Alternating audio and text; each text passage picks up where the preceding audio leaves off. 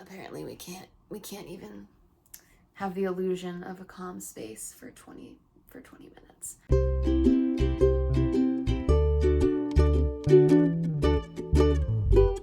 Hello friends, and welcome back to my channel. My name's Kelly, and we are here to talk about books. So about a year ago, I made a video about how to read more. I was in the middle of a reading more journey myself, and in that video, I said this.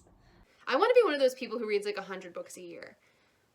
But I always feel like people who read that much are only reading all the time. So I don't know what to do with that. Well, I read 100 books last year. So I had set myself a base goal of 35 books with a stretch goal of 52 for a book a week. And I thought that that was really pushing it for me. Previous to that, I'd only usually read about 20 books a year, including books for school. And so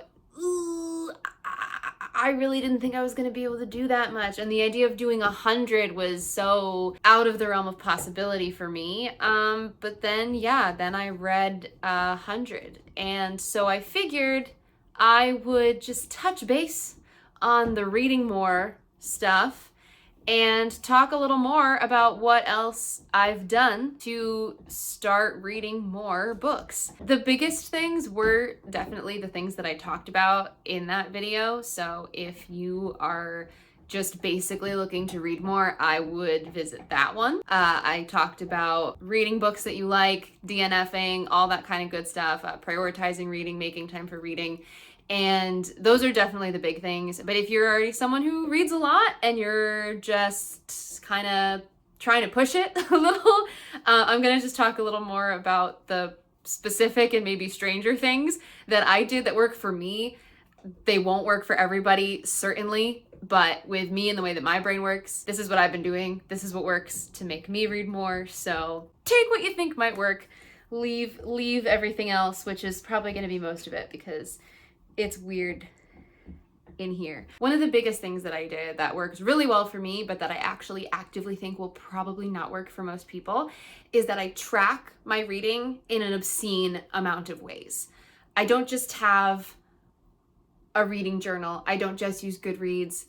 I do the most. And I already can feel the feelings of overwhelm that this is going to cause in some people, but it's how I like to do things. So I use Goodreads. I also use Storygraph. I also have a reading journal. I also have a spreadsheet on my computer that I fill out myself and has personalized graphs and all that good stuff. And I also do mini reviews in my Instagram stories for every book that I read. So what is that, like 5? I think that's 5 different ways of tracking my books, which is obscene and stupid. But that's what I do. And that works really well for me. It's actually very motivating, which doesn't make a lot of sense. But to make this applicable to more than myself, I would say track your books in a way that is in some way fulfilling or motivating for you. And if that includes not at all, for some people, the numbers and the progress bars and all that stuff are just stress and they just make reading feel like homework. Don't do it if that's the case for you. I'm really motivated by filling up progress bars. When I was reading last year, I like got close to the 35, my original goal, and that was when I bumped up my goal to 52. And then when I got to like 45 books, I bumped it up to 60. And I bumped it up just a little bit so that it was always attainable. My goal was always attainable, but I never was quite there so that I could still keep filling up the bar. But for some people that is just more stress than it's worth. For some people, a spreadsheet is just way too much work. But so just figure out what you like to do to keep track of your reading, or not at all, if that's your thing. Kind of part of that, kind of separate, is one of the reasons that I really like Storygraph, but also the reason that I have my spreadsheet, is because I really, really like all the different kinds of graphs. I like seeing the different percentages of things, how many books I read audio versus physical, how many books I read that are translated, and the different genres that I'm reading, and all that kind of stuff. That stuff is all really interesting to me, and being able to watch the graphs change, which can only happen as I read more books, also very motivating for me. If you are someone who likes graphs and numbers, StoryGraph, consider a spreadsheet. Although I had trouble finding one that I really liked, and I ended up downloading just one that I found and tinkering with it a lot. If you're into that kind of thing, highly recommend, because I do love my graphs, and I have some weird ones, which I will definitely feature when I do my wrap up at the end of this year. Next, I didn't really do this on purpose, but I do think it helped. I varied the lengths of books that I read a lot. If I read a really long book, I would often then read a short one so that I could kind of have that little high of like, I finished a book.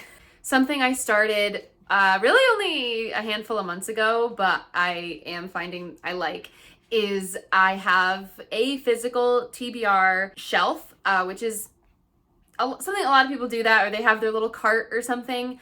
I will have a picture of my shelf here. It's obscene. So obviously this is not just my immediate TBR. This is every book that I own that I have not read. There are a few exceptions, certain like anthologies I didn't include. So like this Grimm's book I haven't read, but because it's an anthology, I don't really want to put it up there because it's not going to be something that I like.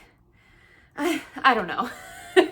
I made decisions and that's where we ended up. But basically, those are all of the books that I own that I haven't read. To go along with that, I set myself a rule this year that I can only, it's not a ban, it's not a book buying ban.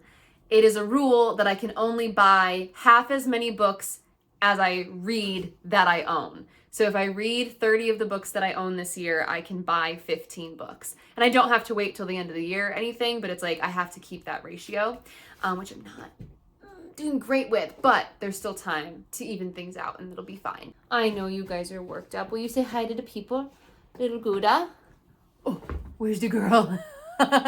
You're so sweet. Thank you. What a lot of this really comes down to for me is I kind of like to play games with myself about the books that I read. So whether that's like rules about buying books as I read books, or you know, all these different ways that I keep track of my books and all these different things. It is all sort of just like different ways that I kind of play games with myself with my reading. Another thing that I've tried to do more of, which I've never really done before, is seek books by trope or very specific things. I don't know that before last year I ever really looked for books that had such specific things. Like I would kind of just look for like fantasy books and then pick the ones that appealed to me. But this year, like I've been really interested in books that heavily feature ocean settings, or I really like elemental magic. I really like storytelling within storytelling. And so I've been looking for books that incorporate those specific things,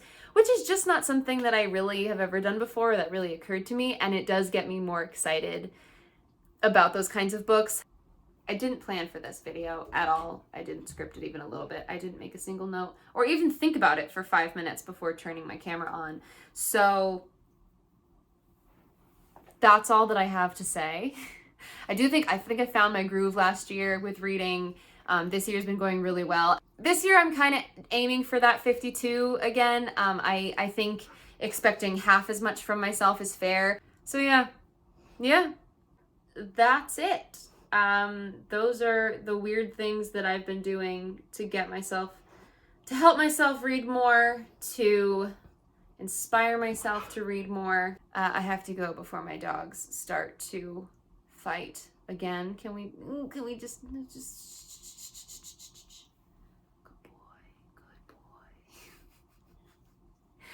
I thank you all very deeply for watching this video. That's the husky, she talks. I will be back in the future with more videos. So if this was good for you, like and subscribe, I guess. Oh, there's my beautiful boy. Oh, you're so handsome. You're huge. You are huge.